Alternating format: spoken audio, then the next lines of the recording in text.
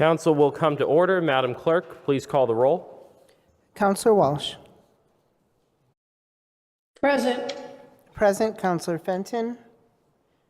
Absent. Counselor Perez. Absent. Counselor Whitfield.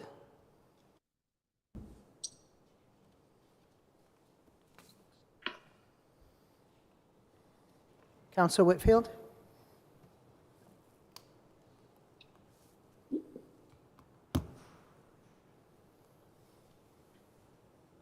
Again, Counselor Whitfield, are you muted? Yeah, she is.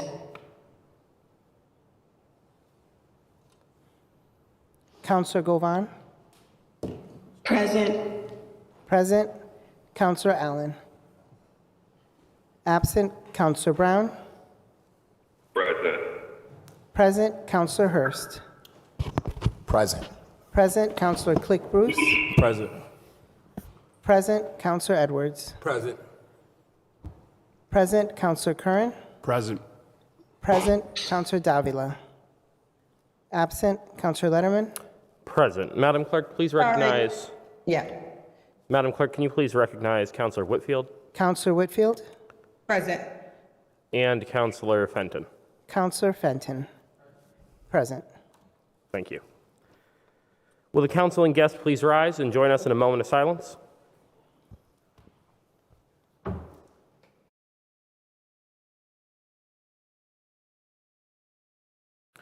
Please remain standing for the Pledge of Allegiance. I pledge allegiance to the flag of the United States of America and to the republic for which it stands, one nation, under God, indivisible, with liberty and justice for all. Before we begin, are there any reports of committee?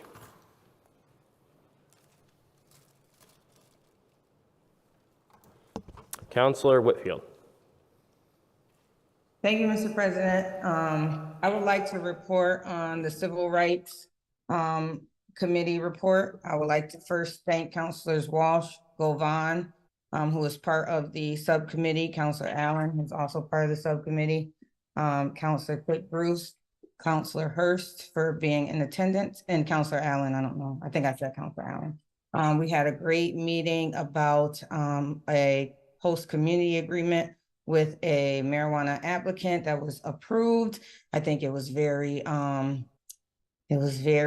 needed. And I think that we all want to work together to do what's right for the marijuana facility that will be the first marijuana facility owned by a Latino woman in the city of Springfield. I think we got a lot of clarification and the information that we needed regarding the host community agreement, what's needed by the engineering department.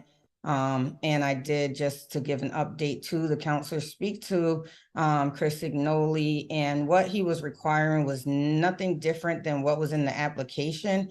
And so to me, it just makes sense that when you change locations, you still have to update on the same things like lighting, fencing, trash, and where the trash receptacles will go, things that may like sound and like noise ordinance and the smell. So all those things had to be updated because it is a brand new location. So I don't think anything that Mr. Signoli was asking for was inappropriate or drawn on. I think some of the communication could have been more professional between the parties, but neither here nor there. I think that we just need to do what's in the best interest for the city and for this organization, DM, that is doing the best. They're going to bring $4 million to this property that's been abandoned and dilapidated for years. And I think that the meeting, it's a civil right that we definitely be fair and equitable to all applicants that come forward for a marijuana host community agreement. So I thank everyone that was there, and hopefully we get this resolved in the near future and get some construction started. That would be my hope. So I hope everybody hears that. So let's do our best to put our best foot forward in the city of Springfield. And then, Mr. President, I just ran the finance subcommittee meeting in the absence of Councilor Allen at his request. It was a great meeting. Just two items I want to highlight. The first one was the program for sorry, let me get the name, is Department of Mental Health Jail and Arrest Diversion Program, which I think is great to not arrest folks with mental health illnesses, but really getting the clinical support involved and just really assessing the situation and out, instead of arresting them or calling a mental health facility, see if there's something that could be done on spot or get some patient services. Also, what I like is that the officers and I think some of the staff from the mental health facility will be getting CIT training, which is, Counselor Govan, help me with that name. Crisis intervention training. Yeah, crisis intervention training, thank you. They'll be getting that. And so I think that that's needed even for all of us. So that's just one of the things I wanted to highlight. And then I also wanted to highlight that the COPS Anti-Heroin Task Force Program is getting an increase of $10,000. And you will hear all that they have done in the last 2 months with the grant that they've had already. They've gotten a lot of narcotics off the street, including fentanyl, heroin, guns, money, marijuana, with this funding source. And so I just wanted to recognize those. Everything else, we kind of agreed with everything on the finance subcommittee agenda today. It's all needed. And then finally, I just wanted to say that I'm glad for all of the projects, the construction projects happening right down the street from where I live in the East Springfield Liberty Heights neighborhood. And there's going to be a order of taking a permanent and temporary easement for St. James Ave and Tapley Street and the appropriation order during this meeting. And so I definitely support those. And I think that the counselors that were on also supported these agenda items. So that's all I have for today, Mr. President. Thank you. Thank you, Councilor Whitfield. Are there any further reports? Councilor Hurst. Thank you, Mr. President. The Audit Subcommittee of the Springfield City Council met on February 13th at 4 o'clock. The purpose of the meeting was to discuss 2 issues, the cash handling audit, as well as the bulk trash sticker review. The findings from the audit yielded there was a lack of formal written/updated revenue collection policies as it relates to the cash handling audit. Formal policies and procedures should be documented and updated to communicate management's expectations. In addition, provide employees with written guidance to carry out activities in an effective and efficient manner and to assist with training and cross-training of employees. Another finding from the audit was that some employees have conflicting responsibilities that should be segregated. There was a recommendation that the conflicting duties be segregated.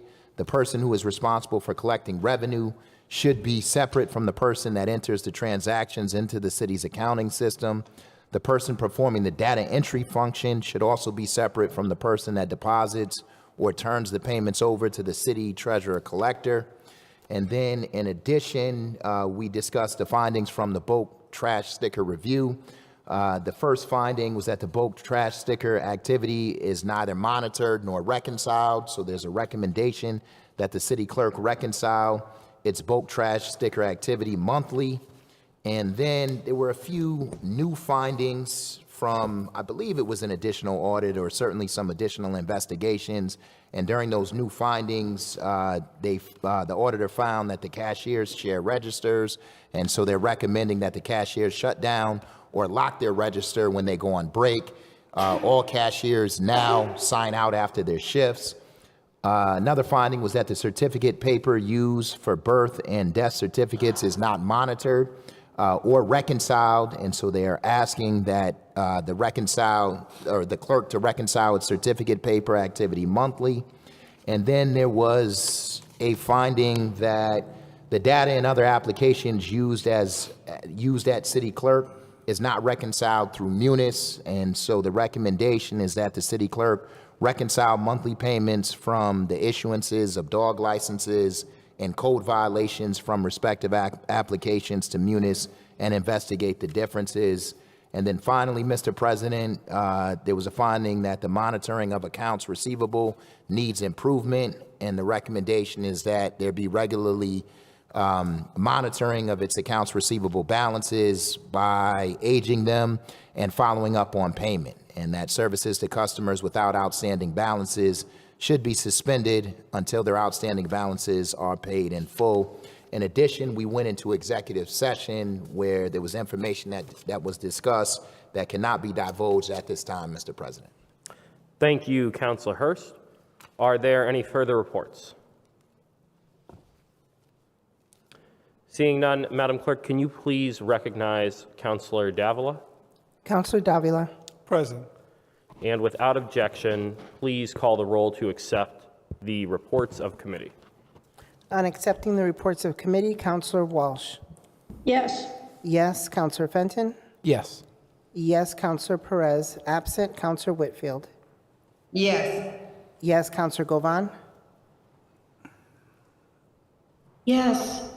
Yes. Counselor Allen. Absent. Counselor Brown. Yes.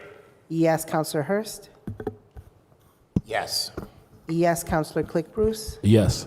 Yes. Counselor Edwards. Yes. Yes. Counselor Curran. Yes. Yes. Counselor Davila. Yes. Yes. Counselor Letterman. Yes, the votes are sufficient. Madam Clerk, please call the first item. First item is Verizon item petition on Sullivan Street. Councilor Curran? Mr. President, if there are no objections, if we could take items 1 through 9 up together. Without objection, Chris, are you here to speak to 1 through 9? Absolutely. Without objection, we'll take 1 through 9 together. Chris, if you could brief us on all 9, thank you. Councilors, thank you very much. Chris Signoli, DPW Director. 9 items before you as petitions. Number 1, Sylvan Street. Verizon is looking to install 2 4-inch conduits across Belmont Avenue from a manhole to a pole on Sylvan Street. On Carew Street near the intersection, the second one, on Carew Street near the intersection of Liberty, a relocated jointly owned pole between Verizon and Eversource. Item number 3, Oklahoma Street, near its intersection with St. James Avenue, relocation of 1 jointly owned pole. That pole is needed to be relocated as part of the project for St. James, and Carew, which we have discussed in the past. The 4th one on St. James Avenue is relocation of 6 jointly owned poles along St. James. And that, again, is due to the project that we're doing at St. James, and Carew. Item number 5, Verizon on Wilbraham Road at the intersection of Mass Ave. 219 feet of 2 4-inch conduits connecting 2 manholes, one in Wilbraham Road, and one in Mass Ave. The number 6, California Avenue Gas, is actually a large project. It's about 4,000 feet total of gas main. Groveton Street, 300 feet of 2-inch pipe. Mandalay Road, 887 feet of 2-inch pipe. Dell Place, 250 feet of 2-inch pipe. California Ave, 812 feet of 2-inch pipe. Arden Street, 772 feet of 2-inch pipe. And Island Pond Road, 1,000 feet of 2-inch pipe. And this is replacement of existing steel pipe with new PVC. Vermont Street, also a project for Eversource Gas. Vermont Street with 1,000 feet of 2-inch pipe, 548 feet on Ainsworth Street, 618 feet on Converse Street, 524 feet on Herman Street, and 733 feet on Leicester Street, and that is about 3,400 feet or 2/3 of a mile. Same thing, replacing old steel pipe with PVC. Item number 8, Crown Castle, installation of 572 feet fiber optic line from the area of the front door of Brookings School to the south to the 1 Allen Street building. And the last item is Eversource Gas on Knoll Street, and it is actually 1,500 feet of 2-inch pipe on Knoll Street, 676 feet of 2-inch pipe on Shamrock Street, and 218 feet of 2-inch pipe on Shamrock Court for about 2,400 feet of pipe. So those are the 9 petitions in front of you this evening. Thank you, Director Signoli. Are there any questions for the Director? Seeing none, without objection, Madam Clerk, please call the roll to approve items 1 through 9. On approving items 1 through 9, Counselor Walsh. Yes. Yes, Counselor Fenton. Yes. Yes, Counselor Perez, absent. Counselor Whitfield. Yes. Yes, Counselor Govan. Yes. Yes, Counselor Allen. Absent, Counselor Brown.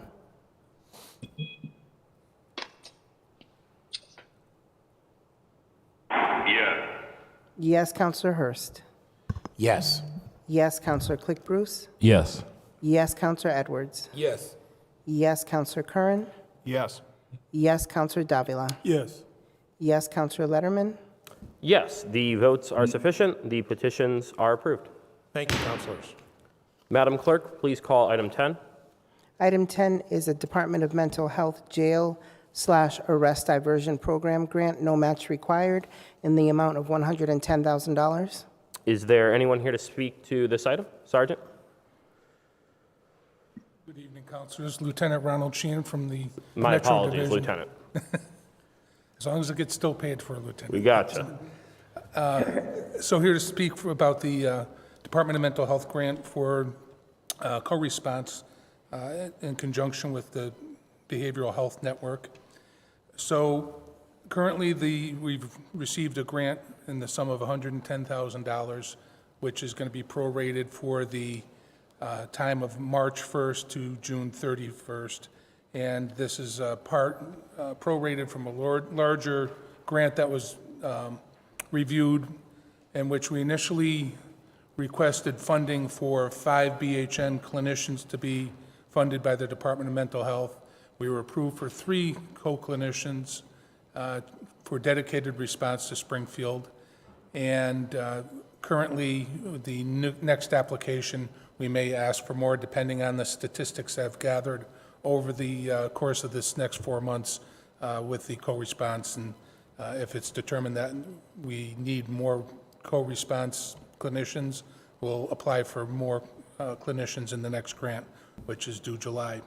So the co-response program started in the Metro Division several years ago by then Sergeant Elliott, now Lieutenant Elliott, in which clinicians from the Behavioral Health Network would respond to calls for individuals in mental health crisis and attempt to prevent them from getting involved with the criminal justice system or being diverted to emergency room departments at the local hospitals.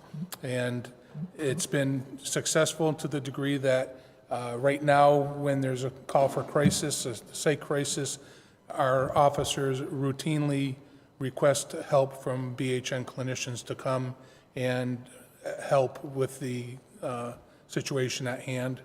It's been successful, and I anticipate that next year we'll be funded once again for the 3 clinicians, possibly more, and that should be roughly for the equivalent of around $350,000 for the full year. The response model is right now where a psych crisis call will come out, officers will be dispatched, they'll make sure that the scene is secure, that there's no safety issues. They will then in turn either request a BHN clinician, or a BHN clinician will already have been dispatched prior to respond to the scene and await for the all is clear call from the officers who arrived at scene. At that point, the clinician is allowed to work with the individuals in crisis and attempt to divert them from, once again, trying to keep them out of the criminal justice system or being diverted to a hospital where, once again, the crisis in society today is just both the criminal justice system and the health system is being overwhelmed with a lot of psych crisis calls. So that's it in a nutshell. Thank you, Lieutenant. Are there any questions? Councilor Davila. Thank you, Mr. President. Good evening, Lieutenant. Thank you for being here. Before I ask my question, Lieutenant, I would like to compliment you, sir, and the work that the officers do with this program, because as I stated before, I have seen it myself work on the flesh. It's an incredible program. It's a program that does indeed not only lowers the economic impact on the city, but on the hospitals. It also free up resources, and most importantly, it helps the resident, and it potentially avoids any criminal charges. It gives them what they need, which is help, mental health. So it's a great program. I cannot speak enough about the program because, like I said before, I seen it work myself on the flesh. Lieutenant, so this is $110,000. Is this reimbursement money? So we already spent this money? Yes, this is reimbursement money. So the project's operated through the Springfield Police Department. We manage it. The funds come into us. We wait for the grant. It's submitted through the city of Springfield. We set the parameters as to how it's going to be operated. The $110,000 is a prorated amount. It was, if it was for the year, it would be roughly somewhere in the amount of $300,000 for the 3 clinicians, plus administrative costs. Right. Seeing as there's only a few months left in this fiscal year, that's now down to $110,000 from March to the end of June. Right, so that leads to my other question, Lieutenant. So when you say 3 clinicians, are we saying 3 clinicians for each shift, or how is that going to be divvied up? So we have 3 clinicians that are on full-time, approximately 40 hours. So through the grant, they have us structure the clinicians to the busiest times that we've recorded over the past year. We've taken some statistics out of our dispatch logs for the peak times for crisis calls, and BHN is scheduling the clinicians for those peak times. Now, there's an overlap shift from 8 p.m. to 4 in the morning. There's 2 day shifts, and there's also a afternoon shift that covers from 3 to 11, I believe. Right. So they're staggered.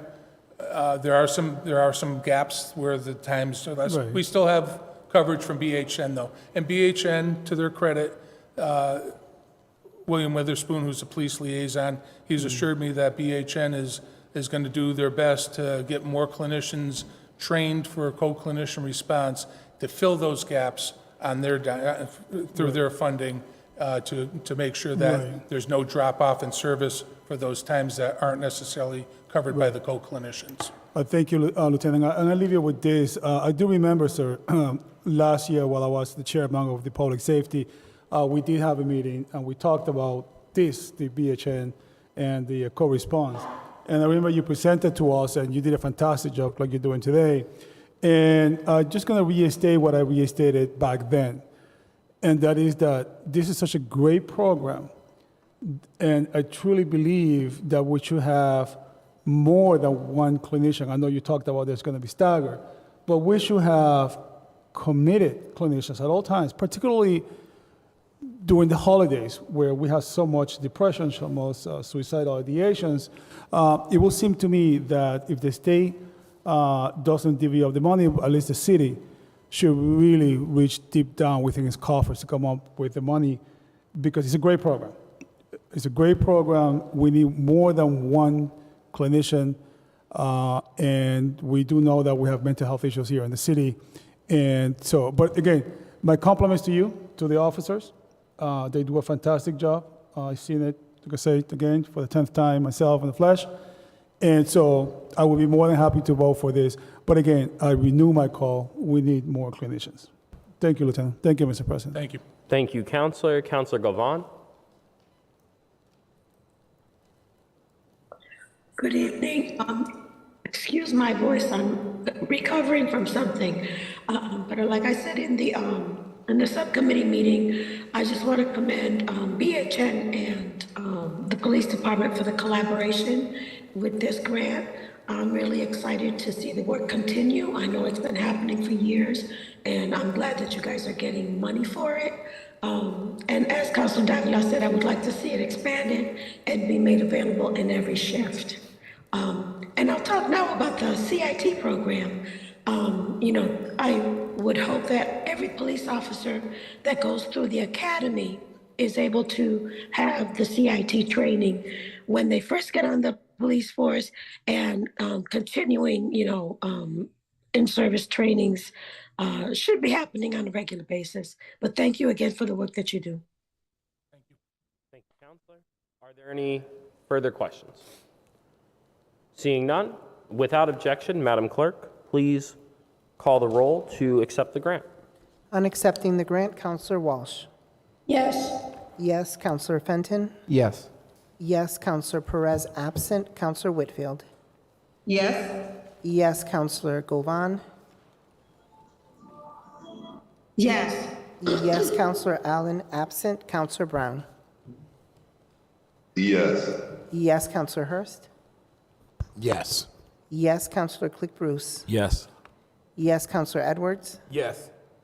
Yes, Counselor Curran. Yes. Yes, Counselor Davila. Yes. Yes, Counselor Letterman. Yes, the votes are sufficient. The grant is accepted.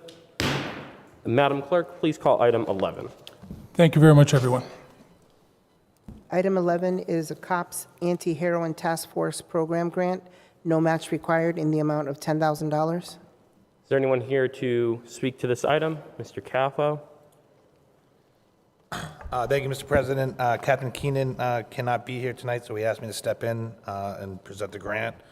This is a $10,000 COPS grant, Anti-Heroin Task Force, community-oriented policing services grant that'll help the Massachusetts State Police and the city of Springfield go after opioids. Thank you, Mr. Caffo. Are there any questions? Seeing no questions, Madam Clerk, without objection, please call the roll to accept the grant. On accepting the grant, Counselor Walsh. Yes. Yes, Counselor Fenton. Yes. Yes, Counselor Perez absent. Counselor Whitfield. Yes. Yes, Counselor Govan. Yes. Yes, Counselor Allen absent. Counselor Brown. Yes. Yes, Counselor Hurst. Yes. Yes, Counselor Click Bruce. Yes. Yes, Counselor Edwards. Yes. Yes, Counselor Curran. Yes. Yes, Counselor Davila. Yes. Yes, Counselor Letterman. Yes, the votes are sufficient. The grant is accepted. Madam Clerk, please call item 12. Item 12 is an order authorizing expenditures of FY24 Chapter 90 funds in the amount of $3.6 million. Director Signoli. Good evening, councilors. Chris Signoli, DPW Director. We were notified a few weeks ago that the city of Springfield has been awarded $3.6 million from a $200 million statewide pot for our Chapter 90 money. This $200 million statewide and 3.6 for us has basically been stagnant over the last 11 years, since 2011 on that. So for this coming year, we will be utilizing 2.8 of that for paving programs, 561 for design services, 150,000 for roadway maintenance, which is essentially crack sealing, and $100,000 for traffic signal improvements. This year, going out to bid, we have bond funds that were appropriated last year, and we will be using the Chapter 90 money to supplement some of that, and we will be putting out a bid package of approximately almost $8 million in April for paving for this year, and inside of your packets has a listing of all the streets that are included. Thank you, Director. Are there any questions? Councilor Hurst? Chris, how long before any potential paving can begin? We are going to be starting actually probably within the next 10 days or so. We have some work left over from last year that we still have work to do. I know Edgewood Street and I know Liberty Street. The work that's going out to bid in April, we expect to start on June 1st. So the work that's going out to bid. So the list that I saw. About June 1st, yeah. About June 1st, okay. Yep. So I guess my question to you, Chris, is whether there's anything that can be done in the meantime. As I was pleased to see that Pine Street from Walnut to Central is on your list. When I went by it just yesterday, I mean, you can't even. It's a mess. Can't drive. I mean, Right. it's awful. I mean, I don't, you know, I can only imagine what the liability is to the city for the number of residents who have lost a tire, broken an axle. In fact, I saw a hubcap that was on the side of the, on the sidewalk. And so, I guess my question to you is there anything that can be done in the meantime to give those residents who use that particular street some sort of relief in the meantime? Yeah, we're going to be doing some patching on our own for the DPW itself. And probably, I believe, next Monday when all the plants open, we're going to be out there doing patching, especially on Pine and on some of these other streets, as well as just regular potholes throughout the city to be able to get through. For example, on Island Pond Road is on our list. However, it won't be done until calendar year 24 because water and sewer and Columbia Gas are going to be there. So we're going to be going out doing a bunch of patching to make sure that road is passable for this year. Okay. Thank you, Mr. President. Thank you, Counselor. Counselor Walsh. Thank you, Mr. President. Chris, in the Finance Committee meeting, you talked a little bit about the funding allocation and how concerned you were about it. I didn't know if you wanted to expand on that for the whole. Yes, the funding allocation that we have received is actually a 2-year bill that's being proposed by the governor. So the money we're getting this year is going to be the same money we're getting next year. Throughout all of the governor races, Governor Healy and her team were talking about spending a lot of money on infrastructure. So me, City of Springfield, and Mass Municipal Association was extremely shocked when they only put forward the same amount of money that they put forward over the past few years. And last year, over the years, as I mentioned, since 2011, this number has not changed. Twice, Governor Baker put some additional funds in on supplemental budgets. Last year, there was a request through Governor Baker's office to do a supplemental budget that would have given us 50% more money, about 1.8. Our legislators voted it down. So this bill is going before the legislature as part of the budget. I would expect that the $200 million would be passed for that. However, us and every municipality statewide needs more money from the state on this. Right now, this work is buying us probably 50% at what it did 11, 12 years ago. So, rather than doing 25 or so streets, we're able to do 12 or 13 with the city money or the money that we're getting from the state. Thank you. Thank you. Thank you, Counselor Walsh. Counselor Davila. Thank you, Mr. President. Good evening, Chris. Good to see you again. Chris, is this the same proposal that the mayor recently, along with the MMA, called for the governor to double the amount of money? What it was, we all received the notice.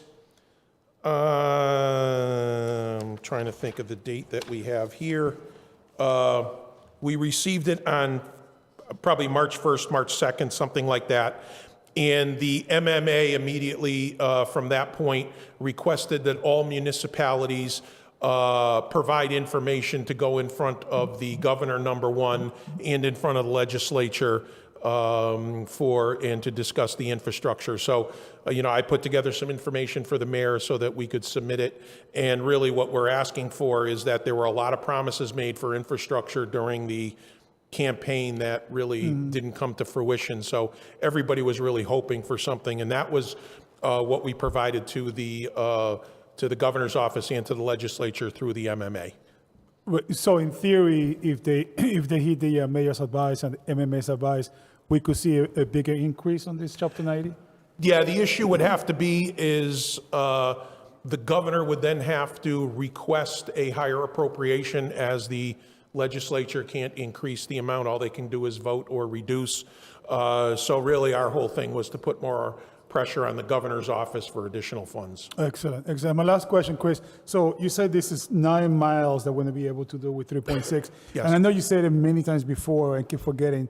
What's the total mileage of street that we have in the city? We have about 600 miles of roadway in the city. Okay. And this current contract that started last year and is this year is about 8.8. This is a little bit over 9. So centerline miles, it represents, 1.5% of what we really need to do in the city. So it is not the money that we need to do it. And over the past couple of years, the mayor has provided some bonding, which has increased the amount a little bit. Right. And what our plan is next year with Chapter 90 and some additional funds is to be able to do a similar amount next year. Gotcha. The paving that we're doing last year, when I say last year's contract and this year, also has some private ways in there as well. But this doesn't include streets at all, just the roads. I'm sorry, Councilor? This doesn't include sidewalks at all, only the roads, right? We have a separate contract that I don't think it has been awarded yet, but bids were open for sidewalk work of about $1.7 million worth of sidewalk around the city. That bid was opened, I want to say about 2 weeks ago. Okay. So we have a significant amount of sidewalk work, as well as our crews coming up for this year. Thank you, Chris. Thank you. Thank you, Mr. President. Thank you, Councilor Davila. Councilor Hurst. Thank you, Mr. President. Chris, have you all spoken with our Western Mass and even more importantly, our city, our delegation that represents the city here in Springfield as to where they stand in terms of an increase in Chapter 90 money? I have not. I provided my information to the mayor, and I'm going to turn to TJ. Did that come up in the last delegation meeting? So, when we have our delegation meetings, we all provide information to the mayor, and we were adamant over the additional funds that are needed. So I guess my question to you is, what was the end result? Because it seems to me like it would be a lot stronger if you went in to the conversation knowing that your delegation that represents the city of Springfield is supportive of what it is that you're asking for. I think they're extremely supportive. The issue that they have right now is they can't vote to increase it. It's got to come back from the governor's office for the increase. So our whole conversation with them was based upon, hey, between us contacting the governor's office and you guys putting some pressure on different people, we need to make it go through the governor's office for a request for an increase for those funds. So if I heard you correctly, either last year or the year before, Governor Baker had requested an increase, and then that was shot down by the state delegation. The state And delegation. so I guess my question is, what makes this year any different? Well, what was this year, what was in the spring last year, when the state had significant amount of extra funds, they did a supplemental budget, April, May, something like that. And within that budget, they put in $100 million, supplemental budget, $100 million from the governor's office, $100 million for Chapter 90 funds, and $100 million in what they call winter roadway repair. The legislator voted down the $100 million in Chapter 90 money, which made no sense to me because you didn't have to come up with an appropriation for it. It was, I hate to use the word free money, but it was excess funds that were available as part of the funds at the state level. They did vote for the winter roadway repair money, which we got about $1.4 million that we put out to bid in our program last year for that. However, it would have been great if we had gotten the other $100 million as well, because then we would have been looking at, roughly $7 million from the state last year, and, we didn't get it, so. I guess my only point is that it would seem to me that we would want to make sure that we're in unison as we move forward in terms of advocating for additional funding. And so if it didn't happen last year, I wouldn't take it for granted that it's going to happen this year. Yeah, So, believe me, that's our stance at this point. We're trying to be enough. as aggressive as we can, while still being nice, to a point. Thank you, Mr. President. Thank you. Thank you, Councilor Hurst. Councilor Whitfield. Thank you, Mr. President. During the Finance Subcommittee meeting, Councilor Govan, Councilor Walsh, and I agree with Councilor Hurst wholeheartedly that we definitely need to kind of know what's going on at the state level when it comes to our roads and our sidewalks. As I was asking Chris, I was told in a meeting today that there was like so much money that we received for sidewalk repairs, and we need to make sure that the contractors that install the sidewalks are equitable. And then when I said that to Chris, he was like, I don't know what funds the state delegation is talking about. So we definitely need, it's part of our role to advocate for the funds that come into the local municipal government and know what's going on. Right now is budget season on the state level, and it's not too late for us to advocate for more funds to come in for our roadway improvements. So I encourage my colleagues to really sit with our state delegation and find out what's going on, how we can advocate better for these funds to come into the city.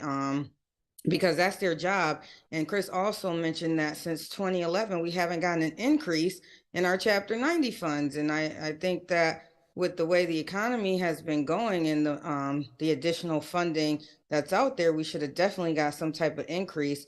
And when they are negotiating these funds, they are negotiating it for 2 years. And so for 2 years, we will still be at a level funding. But as we know, costs have increased to get this work done. The wages for the employees have increased. There's all these increases, but our funding level is staying level. And I think that we need to take that into consideration and ask questions and put a little bit more pressure, because that's what they are elected for, to bring more resources into the city of Springfield. And so I just wanted to thank Chris for making us aware of this, because I was like, since 2011, everything else has went up except our Chapter 90 funds. I don't think that I agree with that. And I think that we all can do something about it. So Chris, I want to thank you for what you're doing with what you got.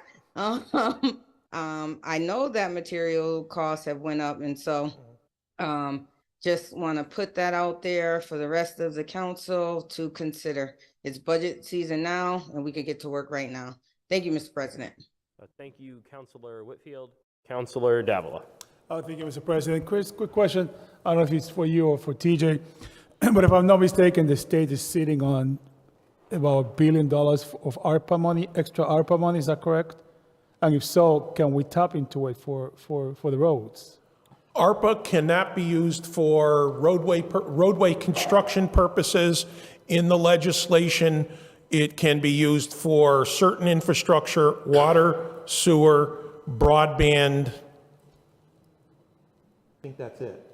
From an infrastructure sewer, it's water, sewer, broadband, and then it gets into the bigger electrical and things like that. But from a city perspective, those funds cannot be used for typical, roadway infrastructure improvements. But just to be clear, paving. I'm not saying the current money that we have. I'm talking the billions of dollars the state has. I think maybe TJ can shed some light on it. It is my understanding the state has about $1 billion of extra money that they still haven't dished out. Counselor, so my understanding is that the state has roughly $3.5 billion worth of ARPA funds that they have not spent, that they gave Governor Baker before he left office, a little bit of money to spend on housing and some of the other stuff, but they kept the vast majority of it for the legislature to appropriate. Okay, but that money couldn't be used for this purpose. I'm not, the ARPA rules are the same for the state and the local level, so I'm not sure it can be used for that.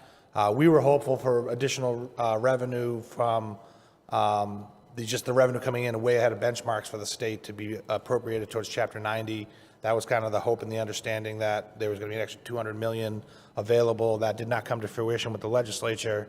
And we were also hopeful for the infrastructure money that also has come to the Commonwealth to come to the city, and we have not seen any plans or projects from that as well. All right, thank you, TJ. Thank you, Mr. President. Thank you, Councilor Davila. Councilor Curran. Chris, just on the ARPA money, of the $129 million that the city has, how much did we invest in water infrastructure, actually? Nothing for us, because it's Springfield Water and Sewer. I don't believe they got a direct appropriation. They did not get a direct appropriation for ARPA funds. Could they have accessed the city's $129 million? They do not have access to our funds. They might have received something, but I'm not sure if they, excuse me? That's right, they received, I'm sorry, they did receive the low interest loan through that. I can't remember, it was a pretty big number, but they did not. No, they did a great job on that. That was, I think, $250 million. Yeah, but then that was for a handful of their projects, but they did not go through any other process to get any other direct award.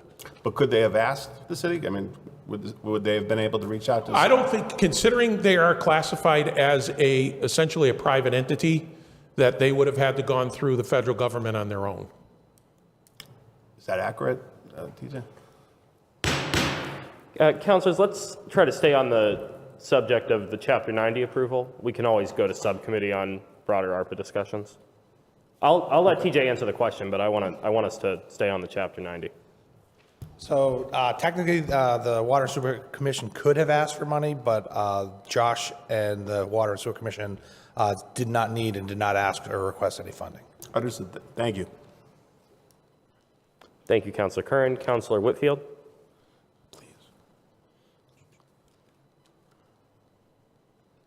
Thank you, Mr. President. I was just going to say that I'll be happy to discuss some of the ARPA questions in the ARPA subcommittee meeting. So right now, I have just became a co-chair of the ARPA equity panel on the state level.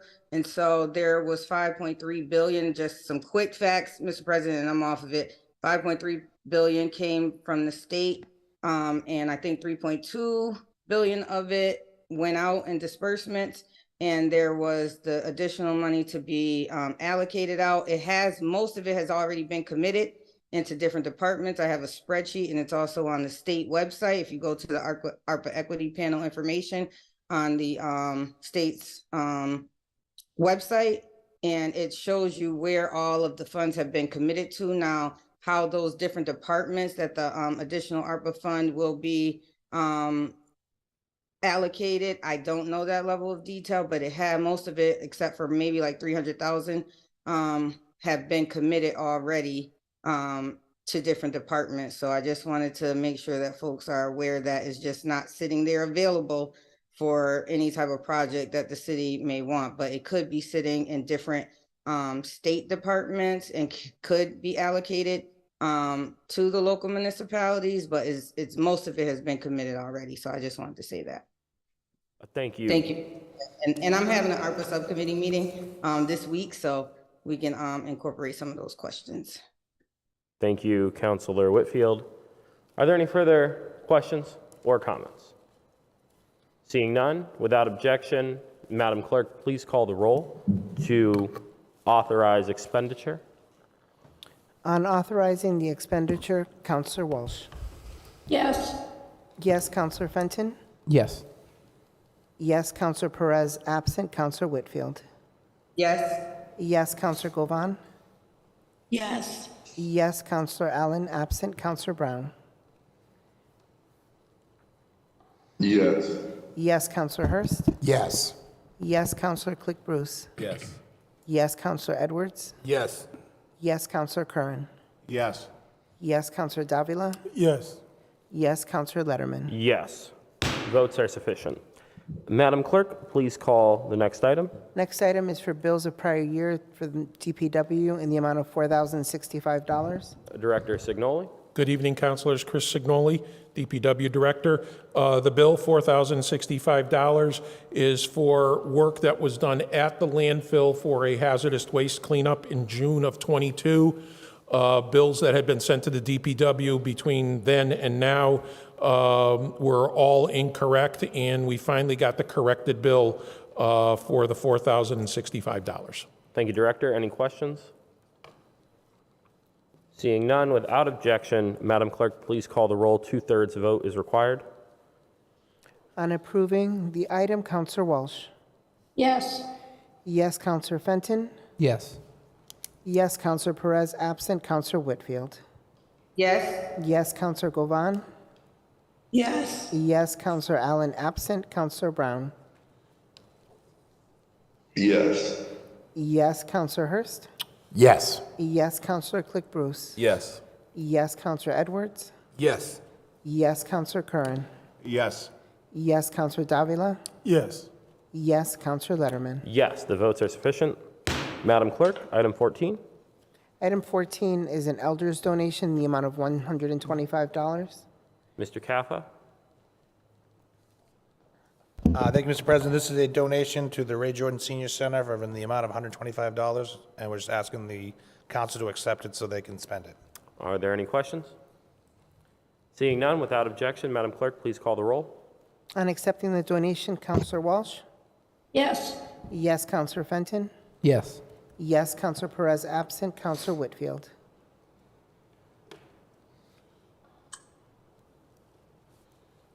Sorry, yes. Yes, Counselor Govan? Yes. Yes, Counselor Allen absent. Counselor Brown? Yes. Yes, Counselor Hurst? Yes. Yes, Counselor Click Bruce? Yes. Yes, Counselor Edwards? Yes. Yes, Counselor Curran? Yes. Yes, Counselor Davila? Yes. Yes, Counselor Letterman? Yes, the votes are sufficient. Madam Clerk, item 15. Item 15 is appropriation order for St. James Avenue at Tapley Street intersection.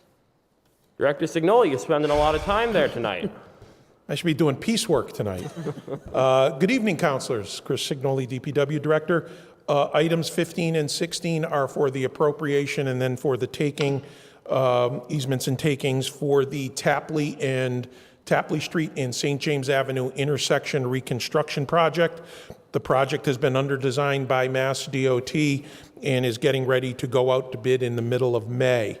The project, we have $132,952 in damages.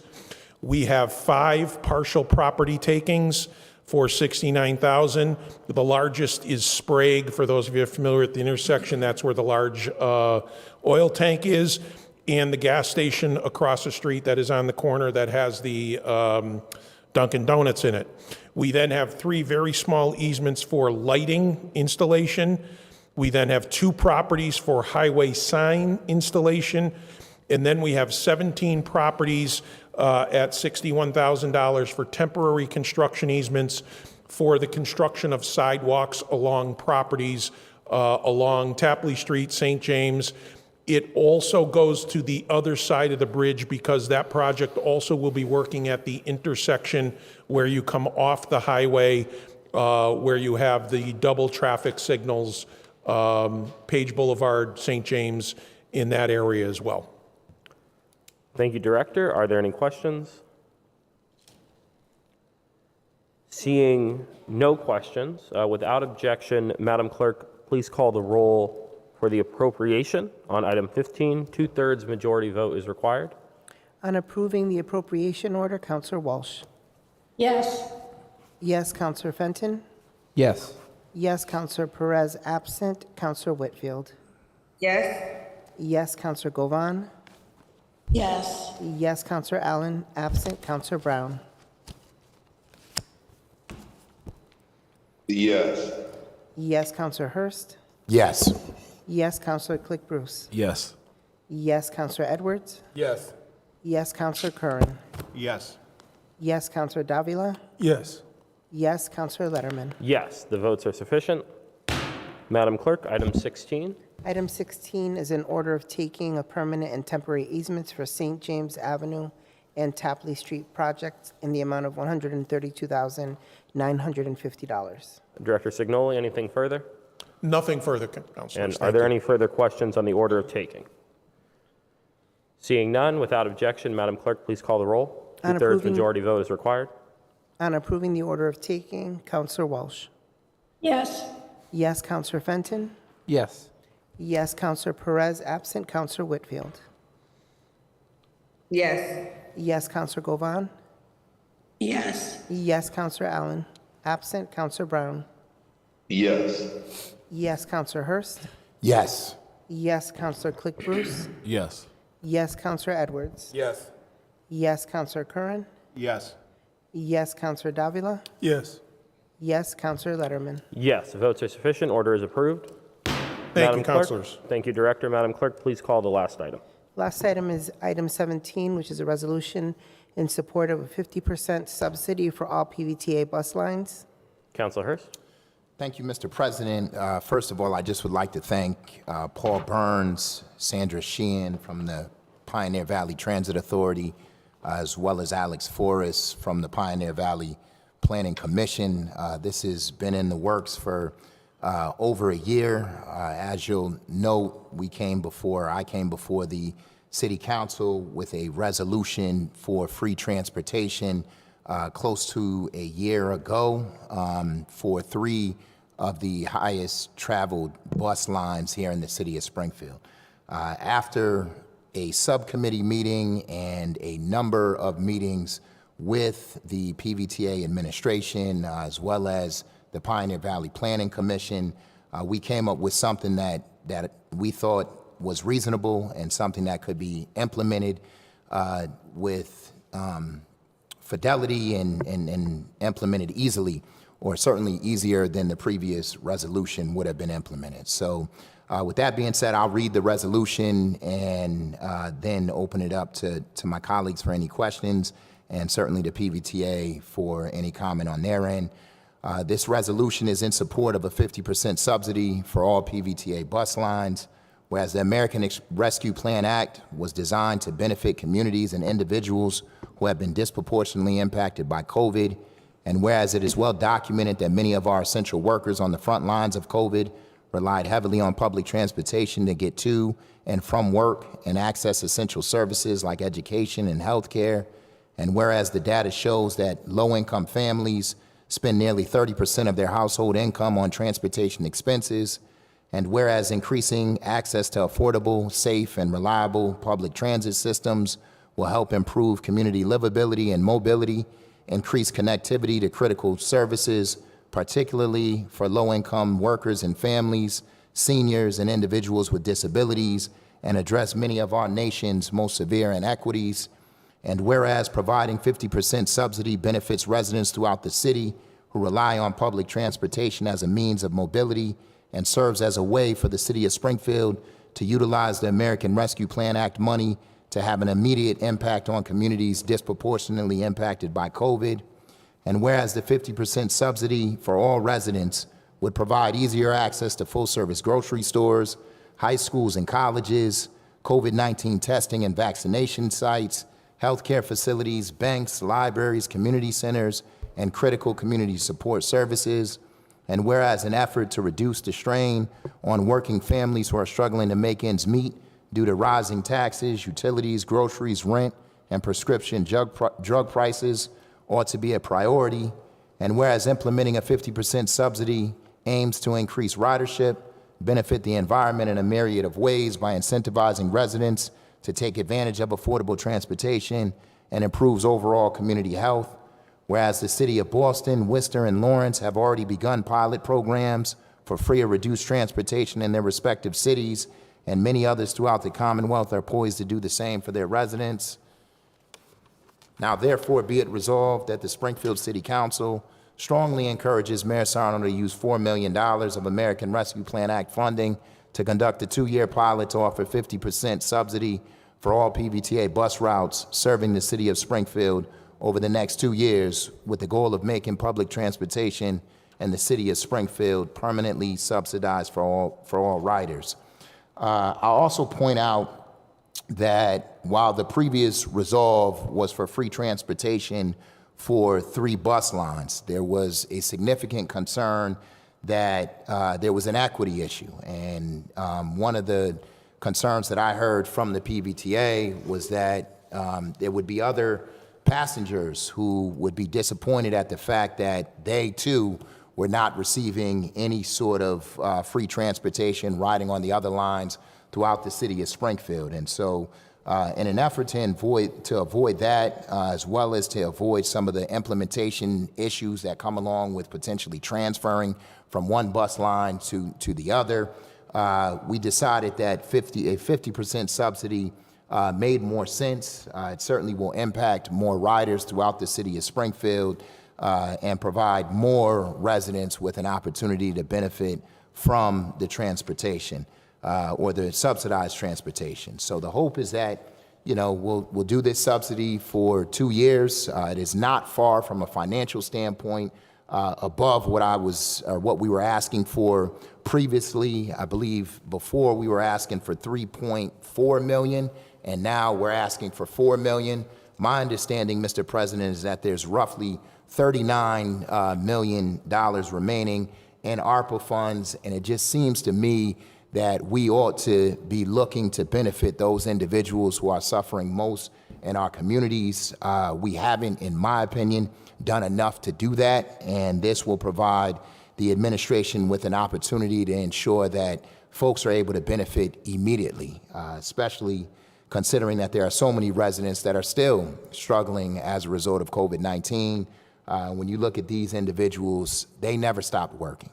These individuals had to get to work, and they had to pay for transportation, and this would give them a break that right now I'd imagine so many are in dire need of. And so before I conclude, I just want to thank the co-sponsors of this particular resolution, Councilor Davila, as well as Councilor Whitfield, and Councilor Govan, as well as Councilor Walsh. And so they were also on the bus ride that we took close to a year ago, and also probably can speak to the impact that this particular resolution is going to have on the residents. So I encourage my colleagues to support this resolution, and encourage the mayor to put what seems to me to be a minuscule amount towards this particular proposal.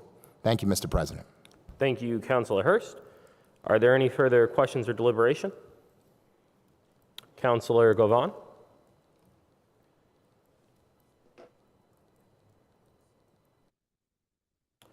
Councilor Govan, you are muted. Oh, there you go. Thank you, Mr. President. And again, I apologize for my voice. I just would like to encourage all the councilors to support this resolution and help the residents of the city of Springfield, because this is something that we should have done a long time ago, and there's an opportunity to do something that will benefit the entire city ultimately with this federal funding that may be able to come here. Thank you. Thank you, Councilor Govan. Councilor Walsh? Thank you, Mr. President. As a co-sponsor, I'm in full support of this resolution, and I hope that it will be successful. On the bus ride that Councilor Hurst is referring to, I was struck by the number of young mothers with small children who are dependent on the bus for service, and students who wouldn't be able to get to jobs or school or other places without it. And I think it'd be great if we could give a boost to the citizens of Springfield and some relief at a time when it's needed, with, as we've said many times, all the costs going up. So I am totally in support of this, and I'm glad that you were able to work with the PVTA and the Pioneer Valley. I'm glad all these partners have come together to support it, and I hope that will make it more successful. Thank you, Councilor Walsh. Councilor Whitfield? Thank you, Mr. President. Like Councilor Govan and Councilor Walsh have both mentioned, I also support this resolution for the same reasons. We were on that bus ride. We even seen veterans and folks with disabilities that use a lot of their income that isn't really going up too much on the bus transportation. The ARPA amount that we have left is actually about 36 million. The finance department have been doing their duty and getting out those $1,400 payments, and we definitely appreciate that. You know, when we think about the amount of money that has went to small business owners that are not minority or people of color, we got a report back from when Melanie was around in January that the 28 million, 9 million is the amount that went to minorities owned small businesses. And that is like really just not fair, because the funding, the 123 million that came into the city of Springfield, was supposed to go to the most disproportionately impacted individuals. And I think that it is happening in some instances, and in others that is not. And I think that this would be a great way to show the residents of the city of Springfield that we really care. We really care about the most disproportionately impacted folks in the community, those that really need the support in this funding. And it's not free. And we know how to manage expectations. We know how to say that it's only for 2 years as a pilot, and hopefully we can find the funding going forward. We know how to say these things. So I don't like when folks say setting the expectation that this is gonna always be like this. We know how to manage it. We know how to send out letters to our residents. We know how to do media press releases. We know how to go in front of the camera to say, okay, this is the last year unless we find the funding somewhere else in the budget. We know how to do these things. And I hope that the mayor and the administration really considers out of the 36 million of doing the right things for folks that use the public transit. And I want to thank PVTA staff. Sandra, I've met you a few times and you've been diligently willing to work on it. And Paul, you as well. So we definitely appreciate you guys working hard to come up with a solution that is a win-win for the city and the residents and PVTA. So thank you very much. Thank you, Mr. President. Thank you, Councilor Whitfield. Councilor Hurst. I just want to be clear about one thing, and that is that while Paul and Sandra did assist in putting the work to come up with something that was palatable from their standpoint, they need to, once the mayor decides that he is either in favor of this or is against this, if he decides he's in favor of it, then that in turn has to go to the PVTA and they have to present it to their board. And so they are not coming out and saying that the PVTA is in support of this particular resolution, but what they did do was assist with the crafting of the resolution so that if it makes it to their board, it is something that they are palatable with and certainly from an implementation standpoint feel comfortable being able to implement it. So I just want to be clear in terms of the PVTA and their stance. But I also want to really thank them because but for them, we would have not been able to come to this particular compromise. They had some significant concerns on their side with the free transportation, and they were willing to put in the time and energy to come up with a solution that was palatable for them. And I also want to thank Alex Forrest, who really did the number crunching and made sure that the proposal that we're putting forth today actually made sense and, and works for everyone. So I don't know if, Mr. President, with your indulgence, if either Paul or Sandra want to say something or clarify anything that I might have not said, but I'll defer to you, Mr. President. I do see Director Sheehan is on virtually. Director Sheehan, if you do wish to be heard, you're certainly recognized at this time. Thank you. Good evening. Councilor Hurst, thank you so much for the invitation to the City Council meeting. And we appreciate the opportunity to participate in this exercise, not only with you, but also with the subcommittee. As you mentioned, this has to receive the approval of the PVTA Advisory Board. They are the ones that are responsible for any fare changes or any issues related to the service that we provide for the routes and fares. I just want to reiterate that on the transit level, our priorities are based on the comments that we receive from the public, from our passengers. We do that through surveys and inquiries. And the main issue is equity in service for all, that the frequency of the service is robust. The bus comes often enough so that they don't have to wait half an hour or an hour for a bus, that we have weekend service that is robust, and that we also have evening service for all of the routes. So right now we don't have that. And I'm concerned with some of the issues regarding sustainability. If you propose this for 2 years, what happens after the 2 years when we don't have any ARPA funds to continue to provide the service? But I really appreciate the opportunity to comment. And thank you so much for clarifying where PVTA stands and what needs to be done if this is approved by you and also the mayor. Thank you. Thank you, Director Sheehan. Councilor Hurst, the floor remains yours. No, and thank you, Sandra, for your clarification. From my standpoint, what we would like to see is that this is ultimately permanent, and certainly we as a body don't have control over that.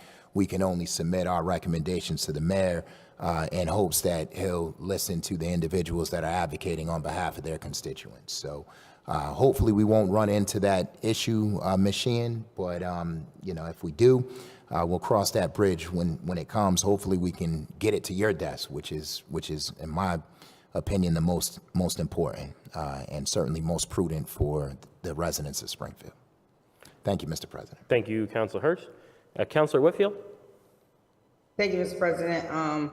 I forgot to thank the most valuable player in this resolution, even creating the bus ride for us to go on, to have real meaningful conversations with the passengers, for continuing the fight, even when you got to go back and relook at things, and being there to, like, you know, talk through what is good and what can work. So Councilor Hurst, I commend you on the work that you put into this from the beginning till now. You have been working very hard to work on something that is great for the residents of the city of Springfield. I also thank you and Director Sheehan for the clarification on the steps that need to happen. If I misspoke there, I do apologize for that, and I thank you for the clarification. When we talk about sustainability, we have different buckets of money that we can use outside of ARPA. We have free cash, and right now we have the most free cash that we have ever had. We could use some of that. We can put 8 million and have it for 4 years, and hopefully Springfield is in a better situation. But we usually have free cash each year that we can look at. We have other funding coming in from marijuana revenue. We still have what's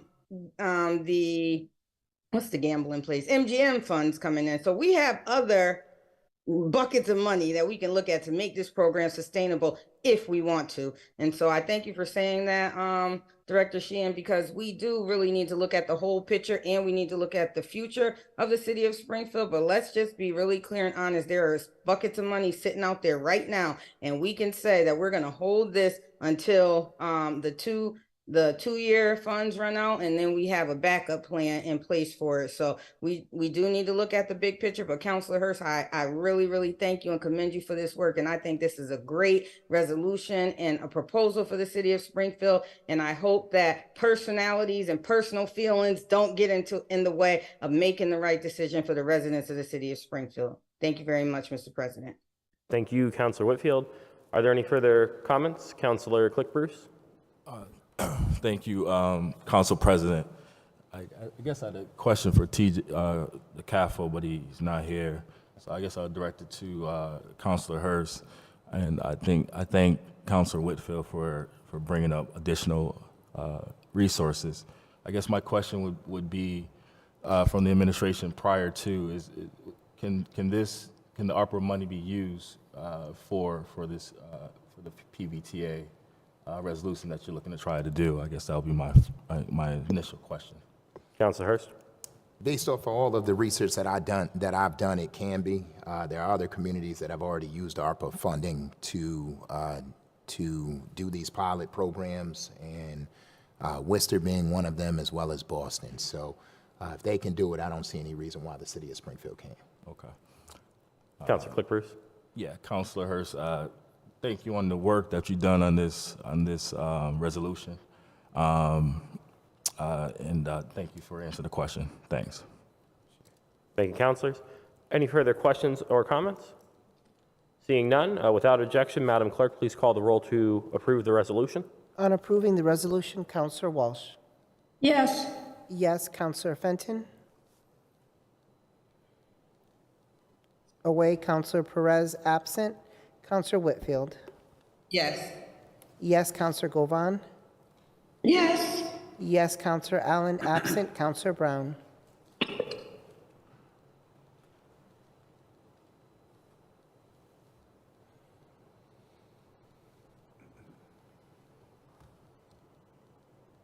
Councilor Brown.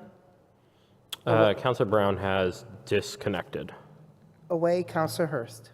Yes. Yes, Councilor Click-Bruce. Yes. Yes, Councilor Edwards. Yes. Yes, Councilor Curran. Yes. Yes, Councilor Davila. Yes. Yes, Councilor Letterman. Yes, the votes are sufficient. The resolution passes. Madam Clerk, is there any further business? There's not. Then we will stand adjourned. Thank you all.